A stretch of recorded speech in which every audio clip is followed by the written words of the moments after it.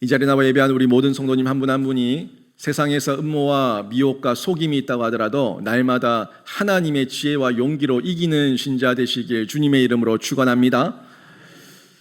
감탄고토라는 단어를 아십니까? 사자성어 가운데 감탄고토라는 단어가 있는데요. 이 말의 뜻은 달면 삼키고 쓰면 뱉는다는 말입니다. 자기가 필요할 때는 이런저런 감언이설로 마음에도 없는 소리를 마음껏 뱉었다가 나중에는 자기가 지켜야 될 때가 되면 나몰라라 하는 이런 어떤 비겁한 모습, 교활한 모습을 말하고 있는데, 조금 더 실감나게 얘기하면 우리들의 모습 가운데 화장실 들어갈 때의 표정과 화장실 나올 때의 표정이 다르다는 거죠. 아주 급하게 화장실에 뛰쳐 들어갈 때는 금방이라도 죽을 것처럼 뛰어 들어갔다가 나올 때는 편안한 모습으로 무슨 일이 있었냐는 듯이 나오는 그런 모습을 한번 상상해 볼 수가 있는데, 이 감탄고토가 그런 거예요.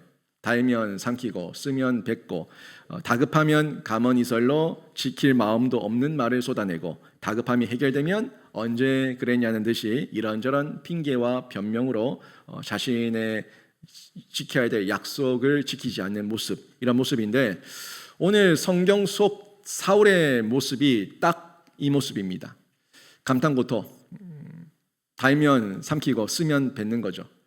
다윗이 필요할 때는 삼켰다가 쓰니까 뱉어서 완전히 박살을 내려고 하는 이런 성경 속 사울의 모습이 이 감탄고토의 모습 그대로 보여주고 있습니다. 블레셋과의 전투에서 사울이 얼마나 큰 고통을 당했습니까?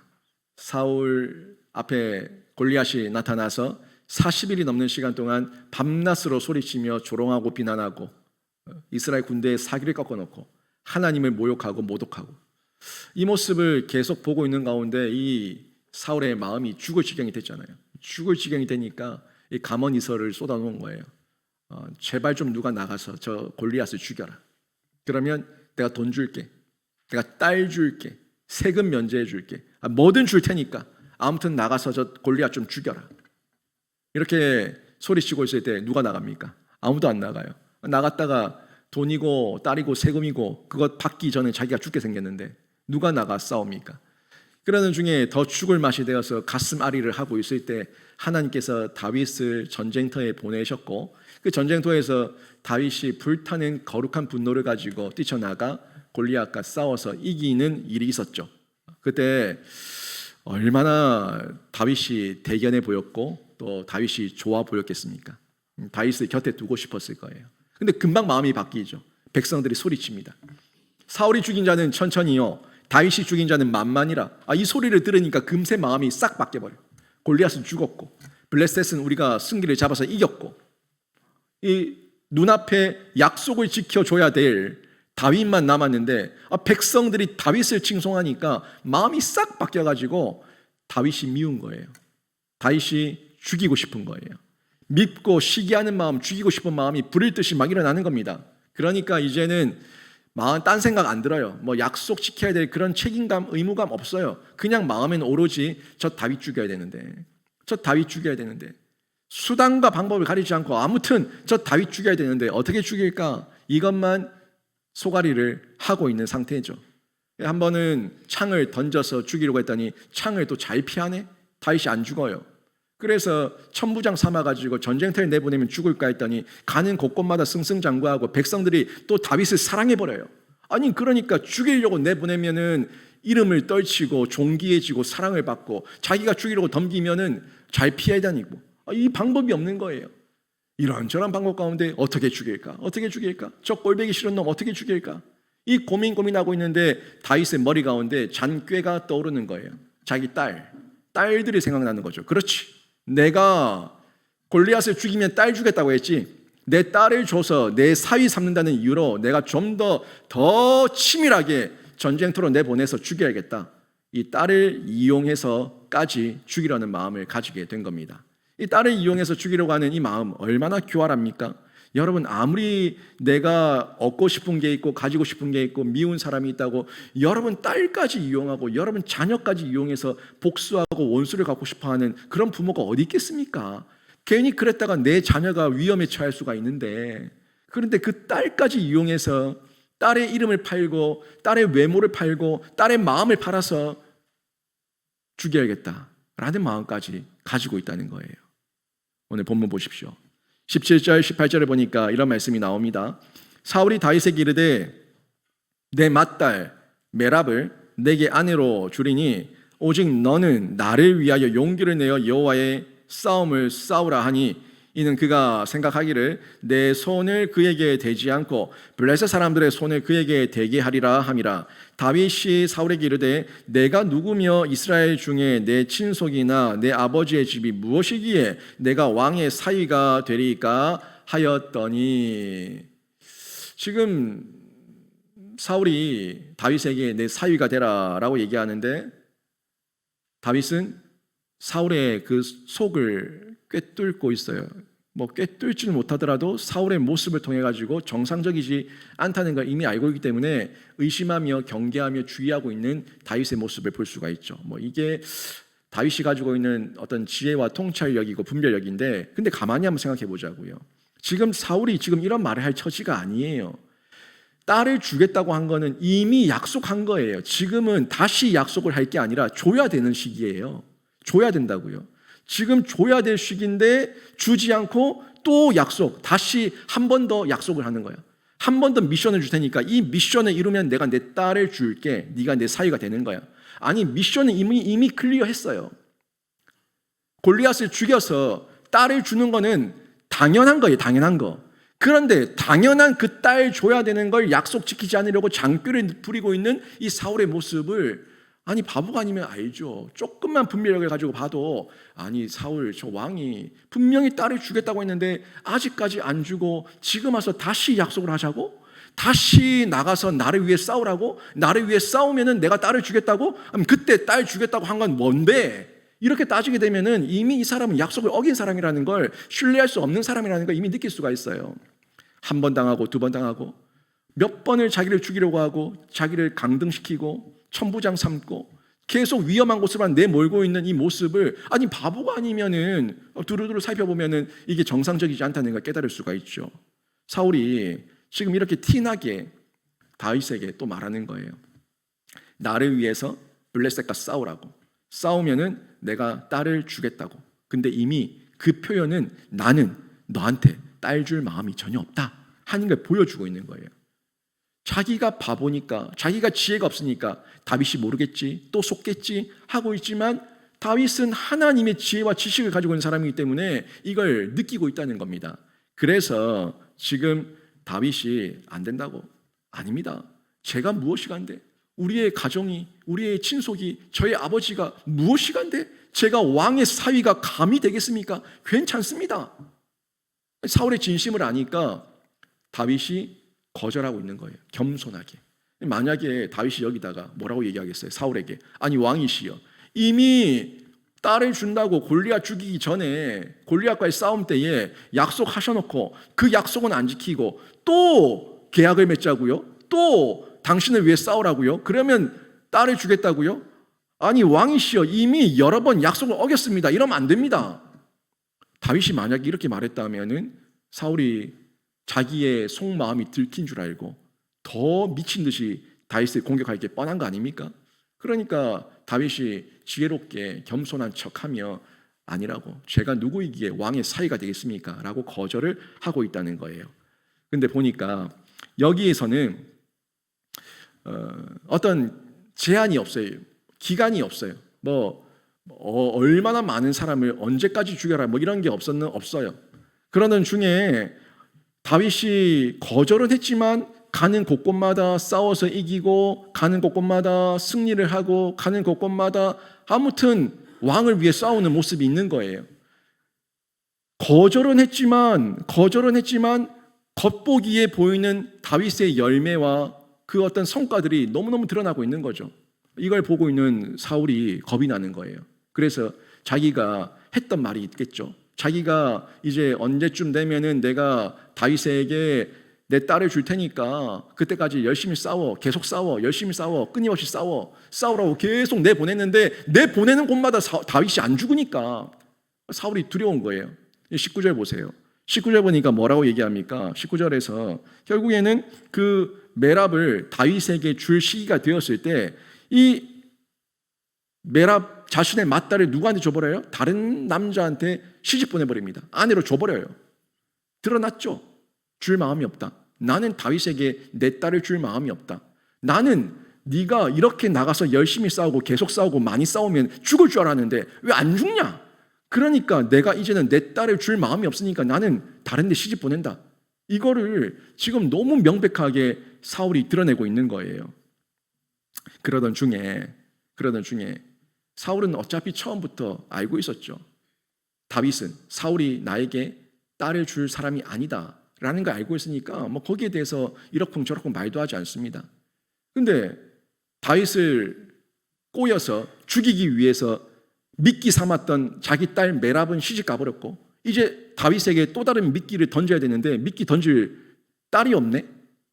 그러던 중에 마침 미갈이라고 하는 자기 딸이 다윗을 좋아한다는 소식을 듣게 된 거예요. 20절, 21절 보십시오. 20절, 21절 보니까 사울의 딸 미갈이 다윗을 사랑하며 어떤 사람이 사울에게 알린지라 사울이 그 일을 좋게 여겨 스스로 이르되 내가 딸을 그에게 주어서 그에게 올무가 되게 하고 블레셋 사람들의 손으로 그를 치게 하리라 하고 이에 사울이 다윗에게 이르되 내가 오늘 다시 내 사위가 되리라 하니라. 너무 티나지 않습니까? 반복 계속 실패하고 속 드러나고 그 내면이 드러나고 있는 이 반복된 잔꾀를 부리고 있는 사울을 볼 수가 있는데 이 메랍은 다른 남자한테 시집을 보내버렸으니까 이제 사용할 수가 없으니까 어떻게 할까 하고 고민하고 있을 때에 자기 딸 중에 미갈이 다윗을 사랑한다는 이 얘기를 들은 거예요. 그러니까 옳다구나, 잘됐다, 이 마음을 가진 거죠. 물론 지금 이 미갈이 다윗을 사랑했다는 것은 요나단이 다윗을 사랑했던 것과는 달라요. 요나단이 다윗을 사랑한 것은 같은 영적 코드를 가지고 하나님을 향한 하나님을 위한 사랑으로 다윗을 사랑했었던 동력자된 사랑이에요. 그런데 지금 미갈이 다윗을 보고 사랑했다고 하는 이 사랑은 그런 어떤 영적 코드가 같다거나 동력자가 되기 위해서 사랑한 것이 아니라 그냥 외모를 보고 취하는 세속적 사랑이에요. 에로스적 사랑. 그냥 외모를 보고 자기 마음에 들어 보이고 잘생기고 준수하고 아름답고 용기 있고 능력 있고 잘돼 보이니까 그냥 자기 보기 좋을 대로 좋아하는 그런 외모를 취하는 세속적 사랑을 미갈이 가지게 된 겁니다. 이런 이성적 사랑을 가지게 된 건데 제가 이걸 어떻게 단정 지을 수가 있냐면 미갈은 성경 지금 모습이나 이후 모습이나 앞으로 미갈을 드러내고 있는 어떤 모든 내용을 봐도 미갈이 영적인 사람이었다는 것을 확인해 볼 수 있는 내용은 그 어디에도 없습니다. 도리어 미갈이 신앙이 없었구나, 미갈이 하나님을 멸시했구나, 하나님 앞에서 순결하고 지성으로 예배하는 자가 아니었구나 하는 것만 발견할 수가 있다는 거예요. 이유를 봐도 전혀 믿음이 없었어요. 미갈은 그 한 예가 다윗이 왕이 되죠. 온 이스라엘 왕이 돼서 오벳 에돔의 집에 있었던 법궤를 다윗성으로 다시 옮겨오는 그 일을 합니다. 자신의 수건 사업이었어요. 어떻게든 하나님의 이 법궤를 예루살렘 성으로 다윗성으로 가지고 오는 게 그게 정말 원하는 바였고 수건 사업이었는데 이걸 오벳 에돔의 집에서 가지고 올 때에 다윗의 마음이 너무 즐거운 거예요. 그래서 걸음걸음 걸을 때마다 제사를 지내고 절을 하고 걸음걸음 걸을 때마다 좋아서 춤추며 기뻐하며 찬양하며 나팔을 불며 너무너무 행복해하는 이 다윗의 모습을 저희가 보게 되는데 그때 다윗이 배 에봇을 입었어요. 배 에봇. 에봇을 입고 좀 옷을 입고 춤을 추다 보니까 너무 기뻐서 춤추다 보니까 바지가 내려가 버린 거죠. 바지가 내려갔는데 이 모습을 왕궁에서 보고 있었던 미갈이 다윗의 그 모습을 보고 조롱합니다. 왕의 수치를 드러냈다. 왕이 백성들 앞에서 수치를 드러내고 참 꼴싸납다. 이렇게 비아냥거리며 조롱을 하게 된 거예요. 이런 모습을 봤을 때 정말 다윗처럼 동일한 믿음과 동일한 신앙을 가지고 있다면 미갈도 자기가 나와서 같이 춤추며 기뻐하며 즐거워하며 찬양해야죠. 그런데 미갈은 그러지 않았어요. 하나님을 찬양하고 하나님을 예배하는 자를 멀끄러미 바라보면서 조롱하며 비아냥만 거리고 있었다는 것, 이걸 봤을 때 한 예인데 미갈이 다윗과 동등한 동일한 어떤 영적 코드를 가지고 있었다고 볼 수 없죠.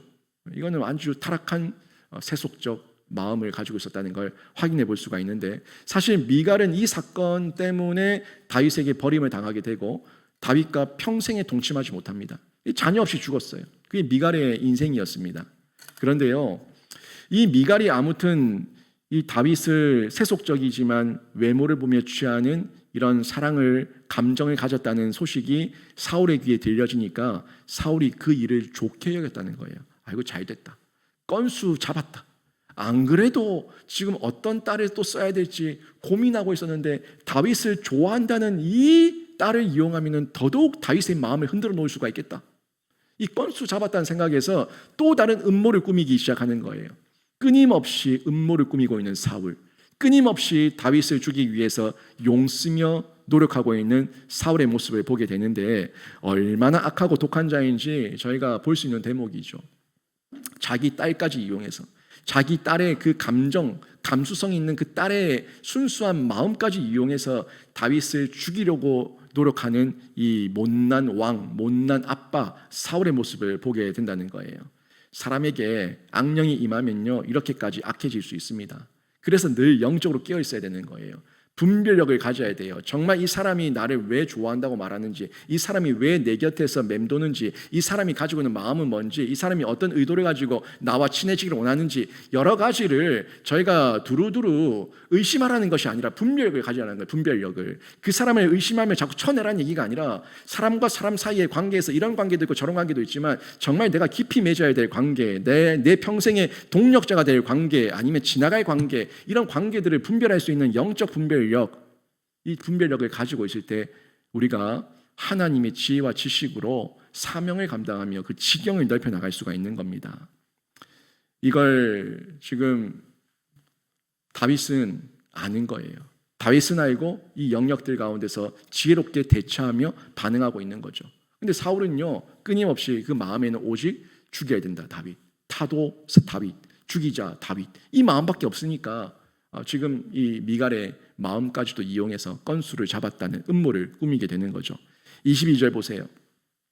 사울이 그의 신하들에게 명령하되 너희는 다윗에게 비밀히 말하여 이르기를, 보라, 왕이 너를 기뻐하시고 모든 신하도 너를 사랑하나니 그런즉 내가 왕의 사위가 되는 것이 가하니라 하라. 이 얼마나 말도 안 되는 거짓말입니까? 왕이 너를 기뻐한다? 아니, 사울이 다윗을 기뻐합니까? 미워하지, 죽이고 싶어하지. 이 거짓말하는 거예요. 모든 신하도 너를 사랑한다? 아니, 사울의 추종자들이 같이 다윗을 죽이려고 하고 있는데 신하들이 다윗을 사랑한다고요? 거짓말이에요, 거짓말. 그런즉 내가 왕의 사위가 되는 것이 가하니라. 네가 왕의 사위가 되고 싶어 해야지 너를 죽일 수 있으니까 제발 좀 왕의 사위에 대한 탐욕을 좀 부려라. 이 이야기를 하고 있는 거예요. 근데 재밌는 부분이 너희는 다윗에게 말하라는데 어떻게 말하라고요?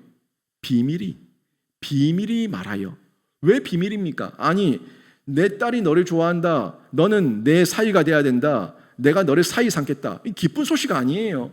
혼인잔치의 소식, 왕의 사위가 되는 소식, 좋은 소식, 즐거운 소식, 청첩장을 돌리고 잔치를 하고 공문을 붙이고 온데 선포를 해야 되는데 이걸 비밀이 하라. 왜 비밀이 합니까? 자기 딸 시집 보내는 게 국가 기밀이에요? 이런 말도 안 되는 소식을 보면서 다윗은 느끼고 있는 거예요. 지금도 국가 기밀처럼 조용조용하게 소리 소문 없이 다윗을 죽이려고 하는 장깨를 지금 만들고 있으니까 이 비밀이는 사울과 그 사울의 추종자들에게 비밀이에요. 악한 자들에게 비밀이에요. 음란한 자들, 더러운 자들, 추악한 자들, 죄 가운데 있는 자들, 하나님을 배역하는 자들, 그들에게 비밀이에요. 비밀이 접근해서 다윗을 죽이고자 하는 겁니다. 지금 사울의 머릿속에는 그저 다윗을 죽일 생각만 가득한 거죠. 자나 깨나 앉으나 서나 죽일 생각, 이 마음만 있는 거예요. 여러분, 흔히 사람들이 우발적입니다, 우연입니다 라고 얘기할 때가 많이 있죠. 이 범죄자들도 항상 이 법정 앞에 서면은 우발적 범죄였습니다. 이 자신의 감형을 받으려고. 고의적 죄는 더 이 죄에 대한 대가가 크니까 그러니까 우발적이었습니다. 갑자기 충동 가운데, 심신미약 가운데 술을 마셔서 제정신이 아니었습니다. 뭐 이런 얘기를 하면서 자꾸 자기가 빠져나갈 길을 만드는데 지금 이거는요, 이 우발적인 게 아니에요. 상황은 우발적이었어요.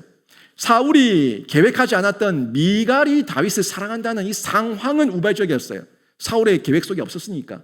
상황은 우발적이었는데 마음은 아주 고의적이고 자의적이에요. 마음은 이미 사울을 창으로 죽이고 칼로 죽이고 전쟁에서 죽이고 여러 번 죽이면서 마음에는 이미 사울을 죽여야 된다, 죽여야 된다, 죽여야 된다. 이 마음이 계속해서 반복적으로 사울의 마음 가운데 이미 확정되어 있는 계획이었어요. 그 계획을 가지고 어떻게 죽일까 두리번 하던 가운데 마침 그 상황이 우발적으로 나타나서 다윗을 죽이려고 미갈을 이용한 거죠. 결국에 계속해서 시기와 미움을 반복해서 묵상하다 보니까 그 묵상하는 중에 죽이고 싶은 마음이 더 커진 겁니다. 여러분이 누군가를 사랑하는 마음, 귀하게 여기는 마음, 존귀 여기는 마음, 그 마음을 자꾸 묵상하면 그 사람을 만났을 때 손을 잡게 되고요, 껴안게 되고요, 웃게 되고요, 뭔가 표현하게 됩니다. 그런데 여러분이 저든 누구든지 꼴보기 싫다, 밉다 이 마음을 일주일 내도록 묵상하고 있다가 교회에서 그 상황이 마침 그 사람을 딱 보게 되면요, 딱 잃어버립니다.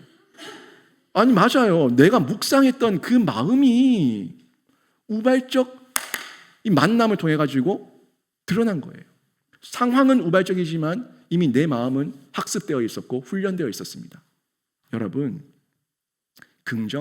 신앙의 긍정, 신앙의 평안과 신앙의 사랑을 날마다 묵상하시고 훈련하셔서 여러분이 어떤 우발적 상황에서도 여러분은 미움과 시기와 질투가 아니라 하나님의 사랑과 평안과 자유로 사람을 대하셔서 하나님 안에서 열매 맺는 은혜가 있기를 주님의 이름으로 축원합니다. 아니 그러게 없으면요, 딸까지 이용해 먹는 이 사울처럼요, 건수만 잡히면 잘 됐다, 남을 해할 생각만 가지게 되는 거예요. 지금 이렇게까지 보게 되면은 아무튼 다윗이 지혜롭게 이 사울의 공격과 음모와 시기들을 잘 이겨내고 있는 모습으로 쭉 보여주고 있는데, 오늘 본문을 좀 보면은 다윗의 한계도 드러납니다. 이 다윗의 한계를 어떻게 보면 성경에서 처음 드러내고 있어요. 물론 다윗은 완벽한 사람이 아니에요. 이후에도 여러 가지 음란의 죄도 범하고 또 교만의 죄도 범하고 여러 가지 연약함들이 많이 있었던 사람인데, 그래도 하나님께서 다윗의 그 중심이죠, 그 대류, 평생을 하나님을 위해 살았던 그 대류가 하나님을 향해 있었기 때문에 순간순간 가지치게 하는 지류, 이런 어떤 실수와 연약함들을 덮어주셨는데 오늘 본문에서 이 인간 다윗의 한계가 드러나는 부분을 저희가 볼 수가 있습니다. 한번 보시죠.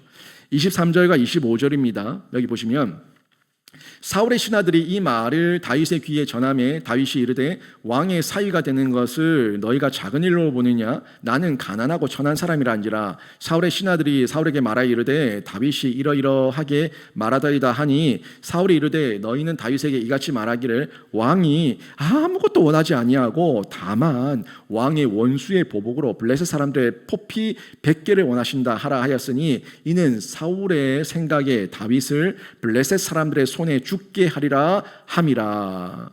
이번에도 마찬가지죠. 이번에도 다윗이 거절하고 있어요. 두 번째, 오늘 본문에서 두 번째입니다. 왕의 사위가 되라. 왕의 사위가 되라. 아닙니다. 제가 누구이기에 안 됩니다. 저희 아버지가 누구이기에 안 됩니다. 저는 가난한 자입니다. 저는 천한 자입니다. 안 됩니다. 계속 반복해서 거절을 하고 있어요. 다윗이 생각하기에 왕의 사위가 되는 게 쉬운 일이 아니거든요. 그리고 지금 사울 같은 이 못된 왕의 사위가 되는 건 보통 일이 아니에요. 그걸 아니까 자기가 겸손하게 거절하고 있는데요. 여러분, 실제로 우리가 어떤 왕족이, 지금 우리 대한민국은 왕족이 될 수 있는 시대가 아니지만 우리 왕처럼 어떤 군림한다, 어떤 권력을 잡는다, 어떤 권력의 집안의 사위가 되고 며느리가 된다, 그게 쉬운 일입니까? 그게 쉽지 않죠. 대가가 너무 많이 커요. 그 대가 지불이 너무 크다고요. 근데 이게 육적이든 영적이든 왕의 자녀가 되고 왕의 사위가 되고 왕의 가족이 되는 건 쉬운 일이 아니에요. 하나님 앞에서 우리가 영적으로도 하나님의 자녀가 되고 하나님의 백성이 되고 하나님의 권속이 된다는 것은 거기에 대해서 우리가 지불해야 될 대가가 있어요.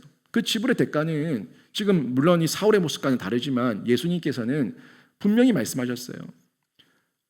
두 주인을 섬길 수 없다고. 두 주인을 겸해서 섬길 수 없다. 마음이 있는 곳에 물질이 있고 물질이 있는 곳에 마음이 있고, 네가 정말 하나님을 원하냐 세상을 원하냐, 네가 물질을 원하냐 하나님께 영광이 되기를 원하냐, 한 가지 선택하라는 거예요. 돈도 좋고 왕도 좋고 하나님도 좋고 다 좋습니다. 이거는 우리 생각이고, 하나님께서는 가장 우선순위가 있어야 되니까 너의 우선순위는 하나님이냐 세상의 돈이냐 선택하라는 거예요. 지금 이런 어떤 맥락에서도 우리가 대가 지불해야 될 어떤 책임이 있죠.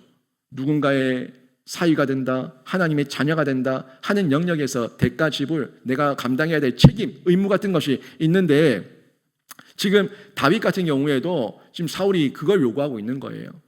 사울이 다윗에게 네가 왕의 사위가 되려면 이 정도는 해야 되잖아. 처음에 골리앗을 죽여라, 그러면 왕의 사위가 될 자격이 있다. 아니, 한번 통과했잖아요. 그런데 또 처음에 조금 전에는 나를 위해 싸우라, 기한도 없이 뭐 대상도 없이 무조건 나를 위해 싸우라, 이런 어떤 요구를 하다가 지금은요, 이제는 대상을 좀 정해주네요. 요것만 해라, 내가 바라는 거 딴 거 없다, 요것만 해라, 그러면 네가 내 사이가 될 수 있다, 이렇게 말하고 있는 거예요. 17절에서는 그냥 싸워라, 무조건 싸워라, 마구 싸워라, 계속 싸워라. 아니, 기한이 없어, 내용도 없어, 대상도 없어. 그러다 보니까 다윗이 거절했죠. 이번에도 마찬가지예요. 이번에도 먼저 또 왕의 사위가 되라 얘기하니까 저는 가난한 자입니다, 천한 자입니다 라고 거절했어요. 거절했는데 이 거절하는 다윗에게 다시 달콤한 이야기를 던집니다.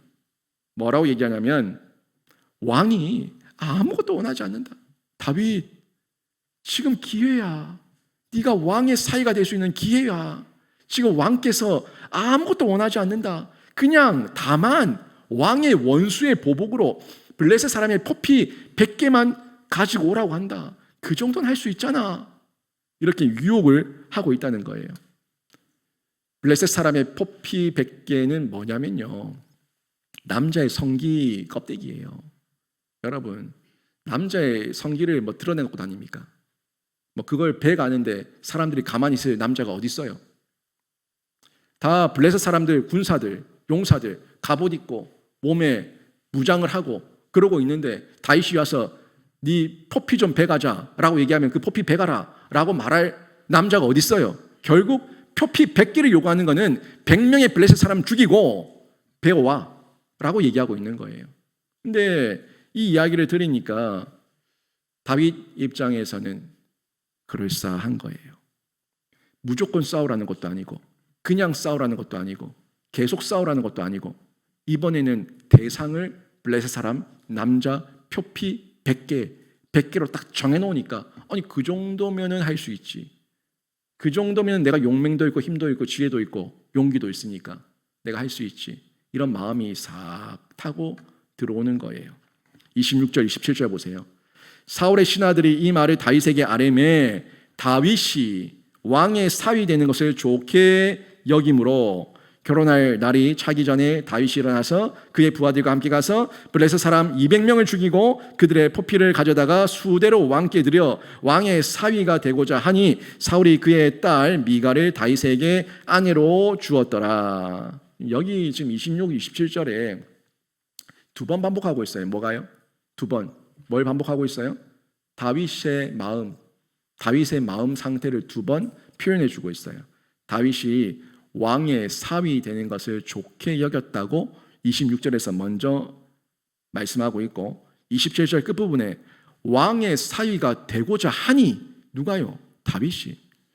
조금 전까지는 두 번이나 저는 안 됩니다, 제가 누구이기에, 저는 천합니다, 저는 가난합니다, 안 됩니다 라고 얘기하다가 이제는 표피 100개를 얘기하니까 이 제한적인 유한한 어떤 그 과제를 주니까 이 정도면 할 수 있지 하는 마음의 교만이 쓱 들어오면서 다윗이 왕의 사위가 되고자 하는 욕구가 일어났다는 거예요. 이게 다윗의 첫 번째 실수입니다. 성경이 기록하고 있는 다윗의 첫 번째 실수인데, 이 첫 번째 실수는 이후에도 계속 반복됩니다. 한 번 넘어지고 다음에 안 하면 되지, 처음부터 안 하는 게 가장 좋은 예방책이고 이길 수 있는 방법이에요. 한 번 넘어지고 나면 그 다음부터 넘어지는 건 쉬워요. 다윗이 인간의 한계를 드러낸 겁니다. 말은 이래저래 했지만 다윗도 마음 한켠에는 왕의 사위가 되고 싶은 신분 상승의 욕구가 있었던 거예요. 내가 왕의 사위만 되면은 내 신분이 상승하고 내가 누군가로부터, 세상으로부터, 나라로부터 존중을 받겠지. 내가 지금 사울이 죽이려고 하는 이 모든 공격으로부터 보호를 받을 수 있겠지 하는 이런 자기만의 얄팍한 생각을 가지게 된 겁니다. 이거는 다윗의 한계만이 아니라 우리 인간의 한계예요. 우리 사람들 모두가 가질 수 있는 한계라는 거죠. 하나님께서 사울을 버리셨잖아요. 여호와의 영이 사울을 떠났더라. 여호와의 영이 다윗에게 임하였더라. 우리가 몇 번에 봤습니까? 그런데 여호와의 영이 임한 다윗이 악령이 들린 사울이라는 걸 뻔히 알면서 사울 덕을 보고 싶어하는 이런 마음을 드러낸 거죠. 아니, 사울의 덕을 볼 게 뭐 있습니까? 악령의 메인 사람인데 사울의 덕을 볼 게 뭐가 있어요? 사울의 덕을 보려고 했었던 이 다윗의 실수로 결국엔 다윗도 미갈도 이 이후로 계속해서 불행한 가정을 이룰 수밖에 없었다는 겁니다. 순간의 욕심이 자기를 보장해주고 자기를 도와주고 자기를 지켜줄 거라고 생각했었던 건 전적으로 다윗의 착각이었고, 다윗은 이 사건 이후로 더 힘들어지고 더 어려운 불행한 가정을 일굴 수밖에 없었고, 미갈도 불행한 가정 가운데서 자녀 없이 혼자 죽을 수밖에 없는 그런 불쌍한 여인이 될 수밖에 없었습니다. 이후에 미갈이 다윗을 존중했겠습니까? 존경했겠습니까? 사울이 그래서 다윗을 지켜주겠다고 약속했겠습니까? 평생의 대적이 되는 거예요. 평생의 대적으로 다윗과 사울은 함께할 수 없는 그런 존재가 되고 맙니다. 당장 눈앞에 유익이 있는 혼사, 당장 눈앞에 그럴싸한 남자와 여자, 당장 눈앞에 보이는 아름다워 보이고 착해 보이고 그럴듯하게 보이는 그런 남자와 여자의 이성, 이런 당장의 눈앞의 유익 앞에서 거부할 수 있는 사람 과연 몇 명이나 있을까요? 미친 듯이 몇 년을 쫓아다니며 당신밖에 없습니다, 당신을 사랑합니다, 당신을 사랑합니다 라고 얘기하면은 그 사람이 조금만 그럴듯해 보여도 마음이 흔들리는 게 사람의 마음이에요. 예수는 믿지 않는데 분명히 그 배우자 될 사람이 예수는 믿지 않고 그 가정과 가문이 예수를 믿지 않는 집안인데 결혼 상대가 부잣집이에요. 결혼 상대가 정치인 집안이에요. 결혼 상대가 법률가 집안이에요. 결혼 상대가 경제인, 사업가 집안이에요. 거기다가 외모도 그럴듯하고 잘생기고 좋아 보여요. 거기다가 그 상대가 서울대 출신이에요. 뭐 의사예요, 검사예요, 변호사예요, 판사예요. 뭐 이런저런 조건들을 막 가지고 있으면은 거부할 수 있는 사람 몇 명이나 있을까요? 다윗 앞에 왕의 사위가 되라, 왕의 사위가 되라 하는 이 제안이 계속해서 들려오니까 계속 자기 귓가에 왕의 사위, 왕의 사위, 왕의 사위, 왕의 사위 계속해서 들어오니까 그러는 가운데 미갈도 너를 사랑한단다. 이번에는 표피 100개밖에 안 된다. 다만 이것만 하면은 네가 왕의 사위가 될 수 있다. 달콤한 이야기들이 계속 들어오니까 그래, 뭐 이왕 뭐 왕의 사위가 되면 나쁠 거 없지. 내가 사울의 덕도 보고 나도 명예도 얻고 괜찮겠지. 이런 마음이 인간적으로 틈탈 수밖에 없다는 겁니다. 그래서 다윗도 미갈을 아내로 맞이하게 됩니다. 결국 에로스적인 사랑이었음에도 왕의 딸이니까 용인하고 서로 타협한 정략 결혼을 하고 만 거예요. 만약에 다윗 입장에서 이 미갈이 왕의 딸이 아니라 다른 어떤 일반 백성의 딸이었다면 다윗 같은 사람이 그와 미갈과 결혼했겠습니까? 절대 결혼하지 않습니다. 미갈과 결혼했던 이유는 전적으로 타협이에요. 왕의 딸이다, 왕의 사위가 될 수 있다라는 그런 정략적 계산이 앞섰기 때문에 결혼했다는 거예요. 다윗의 첫 번째 변질 사건입니다. 다윗의 첫 번째 실수 사건입니다. 이 모습을 누가 그대로 배웠습니까? 이 모습을 솔로몬이 그대로 배웠어요. 솔로몬은 엄청난 이방 여인들을 다 아내로 삼아요. 다 정략 결혼입니다. 그 아내들이 들어올 때에 우상을 가지고 오고 산당을 짓고 온갖 모습으로 그 나라를 혼탁하게 만들고 더럽혀놨어요. 그래서 솔로몬의 그 잘못된 정략 결혼 정책 때문에 나라를 분열시키는 빌미를 만들게 된 겁니다. 많은 그리스도인들이 또 많은 청년들이 이런 미혹을 이기지 못해서 잘못 타협하면서 평생 후회하며 그 책임을 지고 사는 사람들을 제가 상당히 많이 봤습니다. 전에도 말씀드린 적이 있지만 제 아는 권사님 한 분은 60대가 넘으셨는데 지금도 가슴을 치며 후회하고 있어요. 남편이 너무너무 돈을 잘 벌어요. 남편이 너무너무 돈을 잘 벌어요. 근데 결혼할 때는 그 정도는 아니었거든요.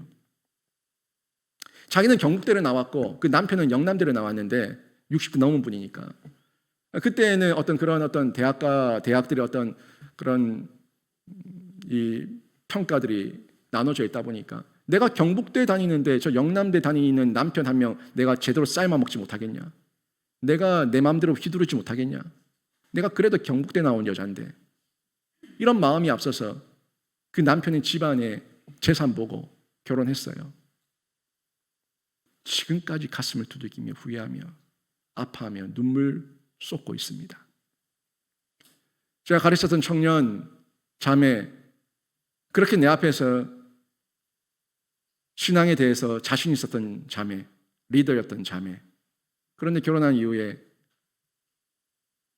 불신 결혼하고 결혼 전에 임신하고 애 하나 놓고 지금은 그 남편 바람나서 이혼 준비하며 별거하고 있어요.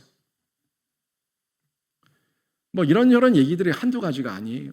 너무 많은 얘기 속에서 가슴을 치며 아파하며 괴로워하는 그런 자매들과 여성들의 우리 집사님, 권사님들의 이야기를 제가 너무 많이 들었어요. 잘못된 타협, 순간적인 미혹과 유혹, 거기에 평생 후회하며 그 책임을 지며 살게 되는데요.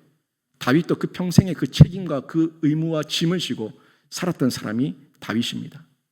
다윗의 화려한 모습만 보지 마세요. 다윗의 가정은 엉망이었습니다. 다윗은 평생 배우자에 대한 그 빈자리를 채우지 못해서 전전긍긍하며 여성들 치마폭에 살았던 사람이 다윗이었습니다. 여기서 위로를 받을까? 여기서 격려를 받을까? 여기서 안정을 받을까? 여기서 평안을 찾을까? 이 여자 저 여자 기웃거렸던 사람이 다윗이었어요. 여러분, 다윗은 정상적인 가정을 제대로 이루지 못했습니다. 다윗의 아들 솔로몬이 자기가 전쟁터에서 죽게 만들었던 우리아의 아내 밧세바예요. 그런 밧세바와 뜨거운 사랑, 동력의 사랑, 하나님을 향한 하나님을 위한 사랑으로 교제할 수 있었을까요? 천만에요. 다윗의 아내가 성경에 몇 명 나오는지 아십니까? 전체 9명이 나옵니다. 다윗의 아내가 9명이 나오는데 첫 번째 아내가 미갈이었어요. 미갈, 오늘 본문의 미갈. 그 다음에 아히노암, 아비가일, 밧세바, 마아가, 핫깃, 아비달, 에글라, 그리고 마지막 아비삭까지 9명의 다윗의 여인들이 나오는데 다윗의 그 노년 말년에는 다윗 곁에서 그를 보호해주고 보필해주고 그의 몸을 따뜻하게 해줄 여자 한 명이 없어서 아비삭이라고 하는 또 다른 젊은 여자까지 얻어서 그 곁에 맡겨야 됐던 사람이 다윗이에요. 한마디로 아내 복이 없어요. 여자 복이 없었던 사람이 다윗이에요. 미갈은 자녀 없이 죽었습니다. 첫 번째 단추가 잘못 깨며 하나님 앞에 타협하며 하나님 앞에서 범죄했을 때 그 책임과 그 부담감을 평생을 지며 살았던 사람 다윗이에요. 그리고 미갈도 다윗을 진심으로 사랑하지 않았습니다. 순간적인 눈으로 봤었던 그 외모에 취했던 사랑은 금세 변질돼 버렸고 이후에는 다윗을 조롱하며 비난하며 비아냥거리는 그런 모습으로 평생 독방에서 살았던 혼자 살았던 사람이 미갈입니다. 그리고 이건 다윗의 약점이 되어서 평생의 여자 문제로 죄를 범하고 연약함을 드러내고 다른 아내의 벗은 모습을 보고 마음이 빼앗겨서 그 남편까지 죽이게 만드는 이런 죄악까지 비열하고 초라하고 못난 모습 다윗이 보였다는 거예요. 여러분, 다윗의 어떤 한 켠만 얘기하면 화려하고 대단하고 예수 그리스도의 계보에 오른 조상이고 이런 모습만 보지만 다윗에게도 이런 연약함이 있었다는 걸 확인할 수가 있죠. 제가 이 말씀을 이번 주에 계속 묵상하는 가운데 그럼에도 불구하고 하나님께서 다윗을 놓지 않으셨다는 것 저한테 너무 큰 위로가 되는 거예요.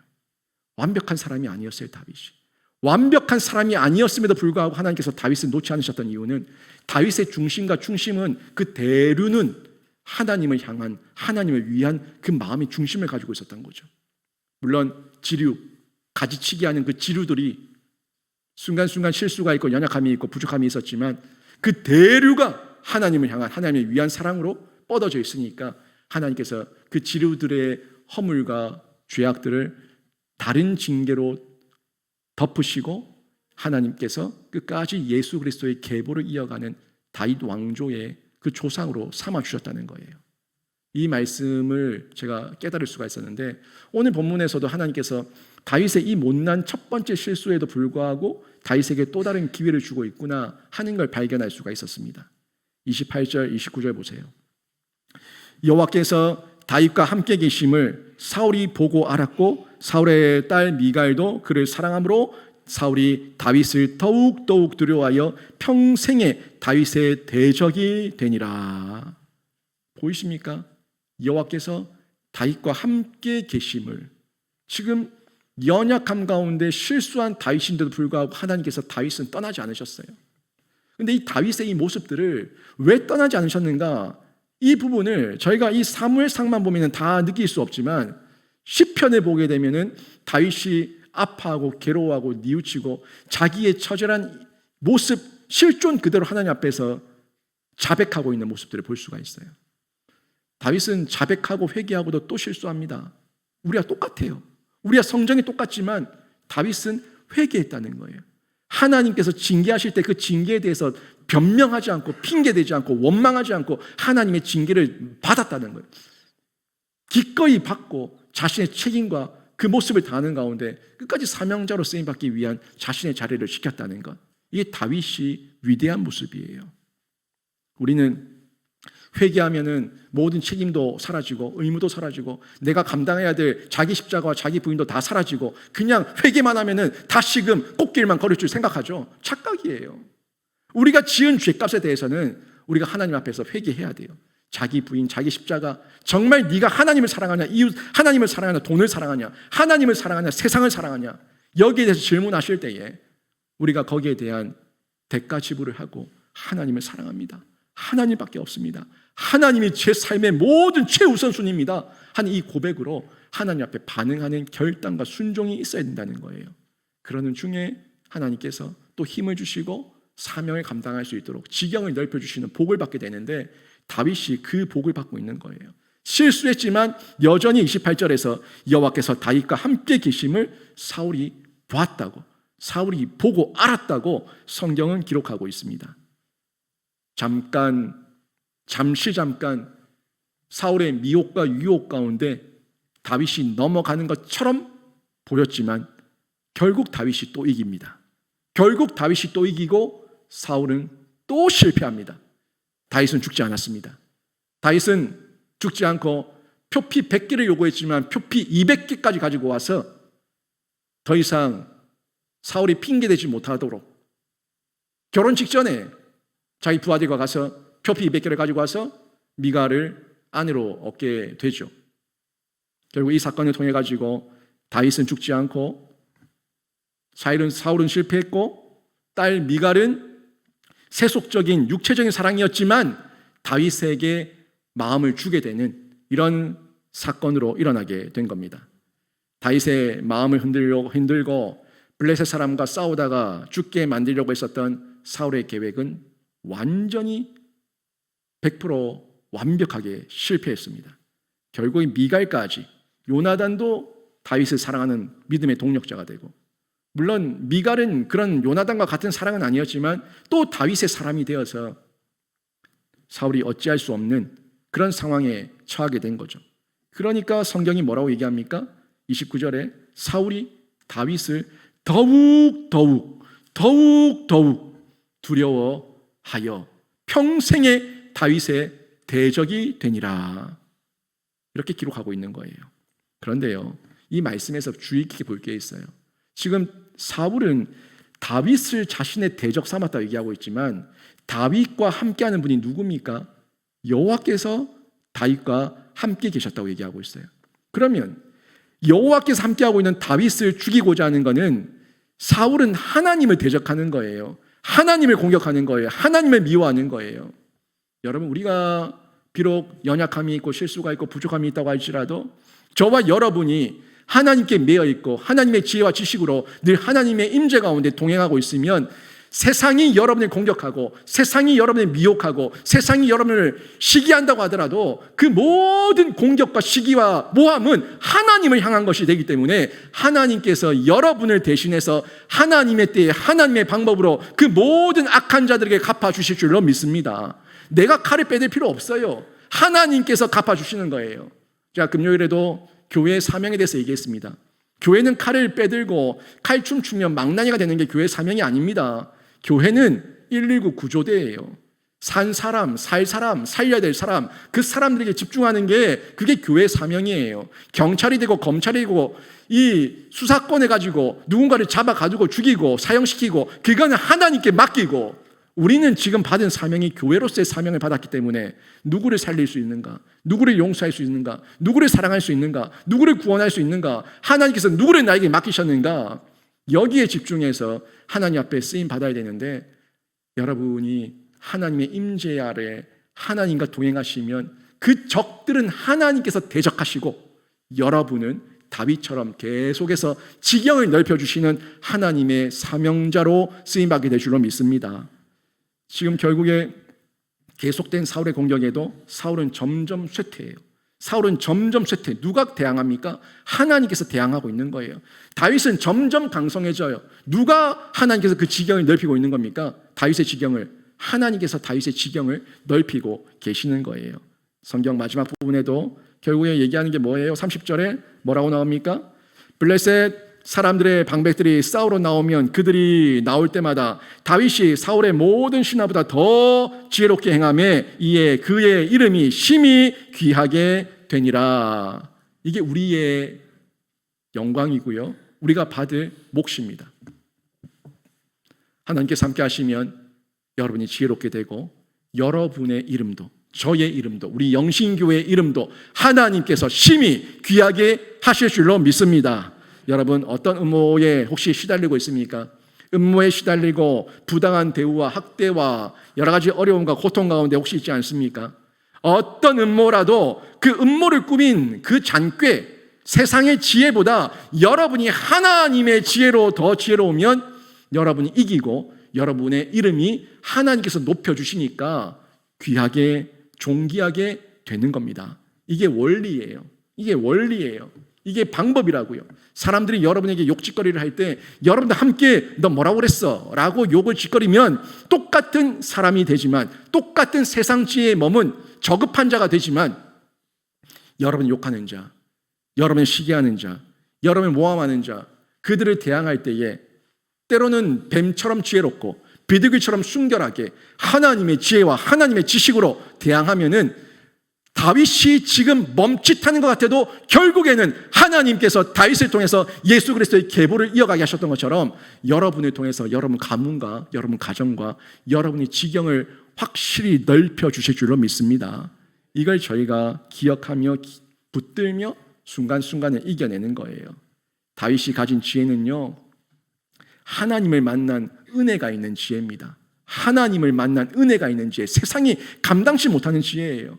저는 여러분에게 무조건 참으라고 얘기하는 게 아니에요. 하나님의 지혜로 대항하십시오. 하나님의 지혜로 이기십시오. 전 이걸 얘기하는 겁니다. 무조건 당하고 무조건 뺏기고 무조건 짓밟히라고 얘기하지 않습니다. 해야죠.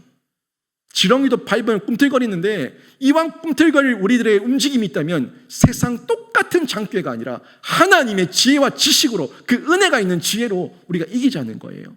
구하십시오. 간구하십시오. 말씀 안에 있고 성령 안에 있습니다.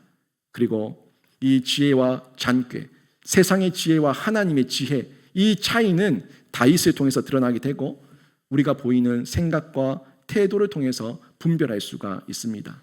저는 다윗의 지혜, 이 하나님의 지혜를 깨달아서 참 사랑을 알고 주 안에서 존귀하게 쓰임받고 열매 맺는 신자가 우리 성도들 다 되시길 주님의 이름으로 축원합니다. 말씀 정리합니다.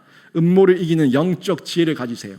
음모를 이기는 세상 지혜가 아니라 영적 지혜를 가지시고 미혹을 이기시는데 말려들지 마세요. 말려들지 마시고 영적으로 분별하셔서 나가야 될 때, 쳐야 될 때, 끊어야 될 때 그때를 분별하셔서 하늘의 지혜로 배우시고 실천하시는 중에 순간순간의 모든 음모와 미혹을 이기는 존귀한 자 다 되시길 주님의 이름으로 축원합니다. 아멘.